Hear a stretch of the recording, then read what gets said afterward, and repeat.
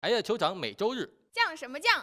亲眼所见，亦非真实。大家好，这里是全世界最美的酱子。今天酱子就要给大家扒开杰克的假绅士真虚伪 show time。杰克的原型就是开膛手杰克，这点毋庸置疑，所以就会有很多人不加思索的、不长脑子的、理所当然的，以及瞎说的，把贝克街亡灵的故事加在了我们的原草杰克的身上。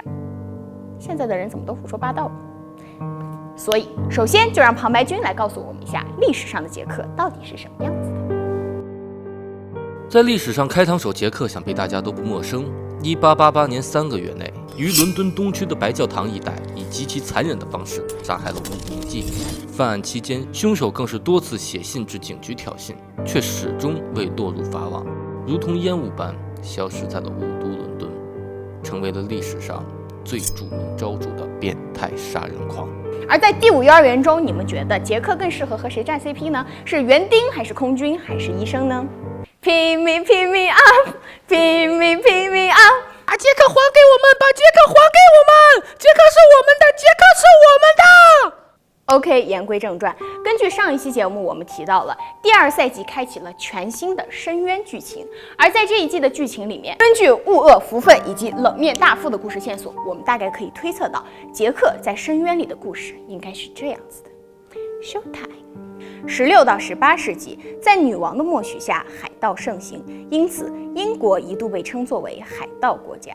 然而，根据这个杰克的皮肤，我们便可以得知，在那个海盗猖獗的年代，杰克便是一艘海盗船上的大副。然而，大海中的生活并不足以满足杰克变态的心理，因此他总会定期上岸，以残杀妓女为乐，再偷偷地回到海上。这也是为什么警方一直都没有抓到杰克的原因。我们可以从调香师背后的这个海螺挂件可以看出，终于有一天，海盗船长在妻子的鼓吹下，决定出海寻找可以令人长生不老的珍宝海螺。然而，一路经历了各种海战灾难之后，杰克看着无能的船长，越发的不甘心只做一名大副，便设局将船长夫人扔入海底。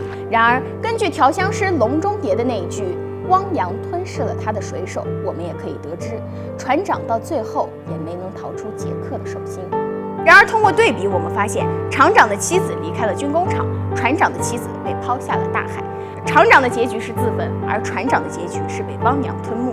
他们的故事不谋而合，关键最重要的是，他们的媳妇儿都很嫌弃自己的老公。要是能重来，我要选李白。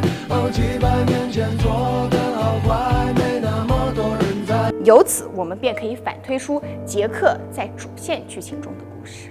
那么，船长对应的如果是厂长，作为大副的杰克，在庄园的这个时空中，身份很有可能就是厂长的合伙人。这也就是为什么在最早的聚餐海报中会出现杰克的身影。如果这种对比推理成立的话，那么在庄园的这个时空，故事就应该是这样的。杰克和厂长本来是一对非常默契的合作伙伴，因为厂长终日只想讨调香师的欢心，不思进取，所以引得昔日的好基友杰克深深的不满，于是便联手律师设局，让厂长既丢了老婆，又赔光了家当。因为在深渊的剧情中，杰克害死了船长，那么我们也有必要怀疑，兵工厂的火灾究竟是厂长的自焚，还是杰克一手捏造的假象？挑战时间。前几天旁白君听说了一个厂长和杰克其实是基友。厂长在自焚的时候，杰克因为救厂长被烫伤了脸才戴上面具的这种，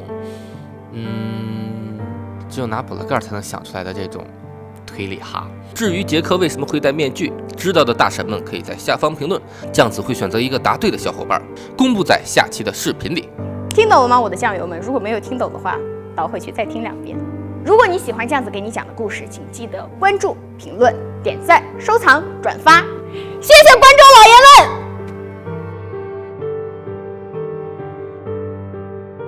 下一期酱子要给大家带来粉丝推荐排行榜当中的第1名空军，第2名小丑，第3名医生，好，各位观众朋友们，现在现场投票再次开启了。谁能 C 位出道，成为酱子下一期说的主要故事的人物呢？如果你想听到谁的故事，记得弹幕或者是留言告诉酱子，让他们 C 位出道。Pick me 啊，你越喜爱我越可爱。玩手游就看哎呀出掌。